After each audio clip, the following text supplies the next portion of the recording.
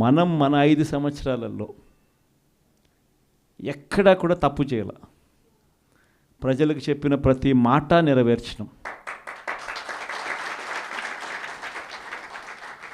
Manifesto అన్నది మామూలుగా రాజకీయ నాయకులు ఒక మేనిఫెస్టో ఇస్తారు, ఎన్నికలు అయిపోయిన తర్వాత దాన్ని చెత్తబుట్టలో వేసే పరిస్థితి నుంచి మేనిఫెస్టో అన్నది ఒక డెఫినిషన్ ఇచ్చి, మేనిఫెస్టో అన్నది నిజంగా ఒక బైబిల్ అని, ఒక ఖురాన్ అని, ఒక భగవద్గీత అని ఒక డెఫినిషన్ దానికి ఇచ్చి మొట్టమొదటి రోజు నుంచి కూడా కారణాలు చెప్పకుండా, కారణాలు వెతుక్కోకుండా, కారణాలు చెప్పాల్సి వస్తే కనుక మన ప్రభుత్వంలో మనకున్న కష్టాలు బహుశా ఎక్కడా ఎప్పుడు చూసిండం.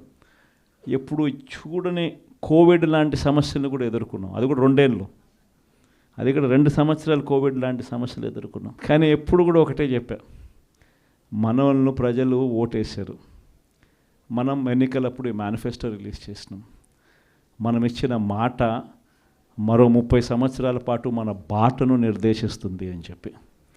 అని ఎప్పుడు కంప్లైంట్ అనేది ఎక్కడ చేయాల. పలానోడు అది చేశాడు, పలానోడు ఇది చేశాడు అని చెప్పి ఎప్పుడు కారణాలు వెతుక్కోలే.